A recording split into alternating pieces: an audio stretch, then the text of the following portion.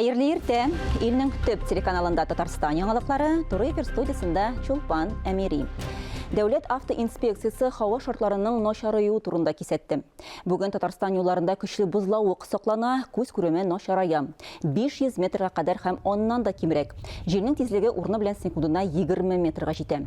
Машина йөртүчеләргә юлда тиешле тизлекне сакларга һәм кискен маневрлар ясарга киңәш ителер. Казанда 2020 елгы махсус олимпиаданы ничек итеп уздыру күздә тотыла. Бүген уеннарның логотипын тәкъдим итәчәкләр. Параллель рәвештә спартакиаданың спорт программасы дәвам итә. Бүген чаңгы ярышларында, кар чаналарында йөгерүдә, сноубордингта җиңүчеләрне бүләкләячәкләр. Кунаклар арасында фигуралы шу остасы Татьяна Навка да бар. Ул махсус атлетлар өчен мастер-класс үткәргә җыена. Безнең хәбәрчеләр турнирның иң кызыклы майданнарында эшли. Әкиләсе яңалык үз һөнәрен социаль челтәрләрдә күрсәтергә теләүче актив интернетчылар игътибарына. Татарстан Республикасы президенты каршындагы татар телен саклау һәм үстерү мәсьәләләре комиссиясе матбугат.ру порталы белән берлектә яңа конкурс игълан итә.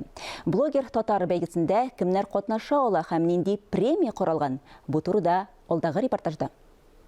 Менә дуслар, алдагы видеога бик көчле комментарийларда обсуждение китте әле монда. Ничек 12 цилиндрлы тракторга караганда 4 цилиндрды имтизы сәләркене күбрәк тоталсын дип. Укмарадан Василияны Татарстан авылларында белмәүчеләр сирәктер. Әнә шулай һәр иртә ул тракторына утырып, Instagram дусларын сәламлый, үзенең эш көне белән таныштыра. Танылган татар блогеры булып китәрмен дип һич уйламадым ди ул. Василиядан күреп, сөт савучылар, аш-су осталары, укытучылар да үз һөнәрләре турында социаль челтәрләрдә сөйли башлаган. Һөнәри блогерларны тагын да үстерү максатыннан татар телен саклау һәм үстерү мәсьәләләре комиссиясе матбугат.ру порталы белән берлектә блогер татар бәйгесе оештырган. Безнең күпчелек вакытыбыз уза эштә. Һәм дә без уйлап та карамыйбыздыр, бәлки кайберәүләребез менә шушы эштән нинди дә булса медиа контент ясап буладыр дип. Менә шул рәвешле безгә кушылсыннар иде беренче чиратта менә эшче һөнәр ияләре. Без инде медиа шәхесләр барыбыз да интернетта, анда тамададан алып, анда җырчылар, композитор, журналистлар, президентка хәтле бөтенебез блогер хәзер шулай бит. Менә бераз гына медиадан читтә булган кешеләрне тарту өчен менә шундый бәйге эшләнелде. Моның максатлары беренчедән татар телендә аралашуны киңәйтү, интернетта, социаль челтәрләрдә. Икенчедән кешеләр шул рәвешле бераз гына үзләренең гаджетлары белән файдаланырга өйрәнер, бәлки Instagramнары булмагандыр, анда керерләр, теркәлерләр. Өченчедән бу шунысы белән файдалы булырга мөмкин, кеше үзенең һөнәренә тагын да башкачарак карый башларга мөмкин. Бәлки ул үзенең эшен яратмыйдыр да, менә блог алып башласа, ул тагы да ярата башлар үзенең эшен. Елдан-ел без үсәбез, үземдә әйтәм, башка блогерлар турында әйтәм. Бер мәлле санап чыккан күпме икән без, булай санап чыксак, 100дән артык. Менә шул теләк белдерүчеләр, блогерны, менә мин блогер дип әйтүчеләр, сыйфаты бик үсмәсә дә, безгә андый видеолар күбрәк ошый. Не то что сыйфатлы түгел. Менә шундый тормышчан, гади генә телефонда гына төшергән, шуңа күрә үсеш бар. 5 еллыкны алсаң, 2005 елны, хәзерге елны алсаң, үсеш бик зур. Бәйгенең шартлары гади, үз һөнәрләре турында кызыклы, файдалы, иң мөһиме, татарча блог алып баручы 16 яшьтән өлкән кешеләр катнаша ала. Эшләр 10 февральгә кадәр blogger.tatar электрон адресына кабул ителә. Безнең приз фонды 200 мең сум, 10 блогер безнең бүләкләнәчәк 20 мең сум премия белән. Безнең булачак 5 блогер ул менә медиа шәхесләргә бирәбез инде, аларны наумис калдырмыйбыз.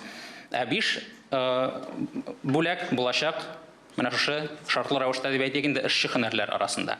Конкурска нәтиҗәләр 21 февраль халыкара туган тел көнендә игълан ителәчәк. Айзилә Батырханова, Рәфкать Зияддинов, Татарстан яңалыклары. Республикада туган телләр елына багышланган чаралар дәвам итә. Әлмәттәге быелгы беренче концерт бер юлы 3 юбилейга туры килде. Шәһәрдәге сәнгать мәктәбенә 65 ел тулды. Шулай ук музыкант, педагог Рәис Нәгыймов белән күренекле композитор Нәҗип Җиһановның да юбилей елы.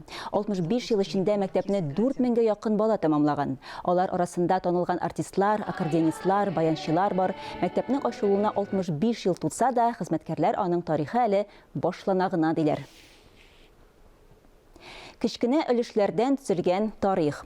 Мамадыш районында Туган төбәкне өйрәнү музейында без тарихта эзлебез дип исемләнгән альбом дөнья күрде. 2 томлы тарих чыганагы районның авыл җирлекләрендә яшәүчеләр кулы белән булдырылган. Тарих битләре алдагы язмада. Мамадыш районы республикада иң зур районнардан санала. 129 авылда 30 меңгә якын кеше яши. Аларның һәр кайсы үзенең кече ватанын данлый.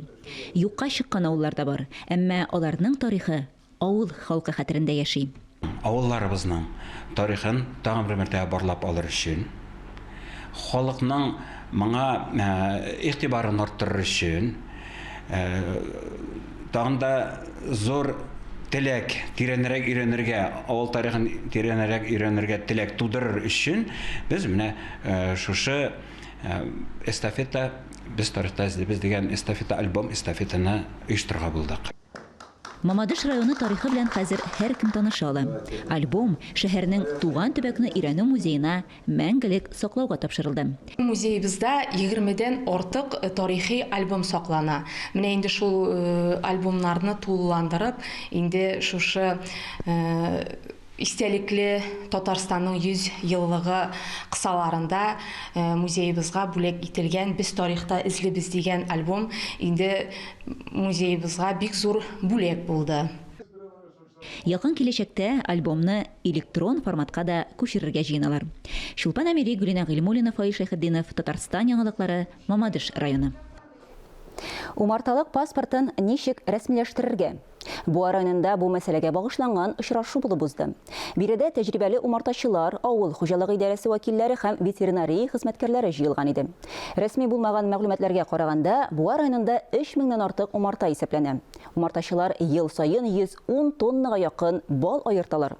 Шулай ук очрашу кысаларында продукция сату мәсьәләләре дә күтәрелде. Шунысын да билгеләп үтәргә кирәк. Районда умартачылар өчен WhatsApp мессенджерында аерым төркем булдырылган. Анда район хезмәтләре һәм умартачылар тыгыз элемтәдә тора. Очрашуның чираттагысы язга планлаштырылган.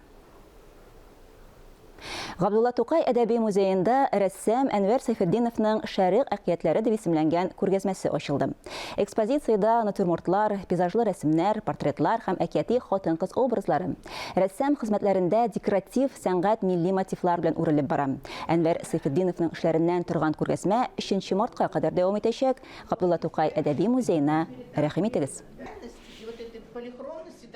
Ул портретлардан ниндидер менә безнең теге мусулман темасы да килеп чыга, яшьләр, безнең тәрбияләү темасы да аның менә бу эшләрендә. Һәм минем өчен яңалык аның натюрмортлары яңалык булды. Шундый тере алар менә безнең җир нәрсә безгә бүләк итә, шул матур образлар. Әлеге сәгатькә шундый яңалыклар иде. Ә мин, Шулпан Әмири, бүгенгә сезнең белән сау булашам. Сау сәламәт булыгыз. Үзегезне һәм якыннарыгызны саклагыз.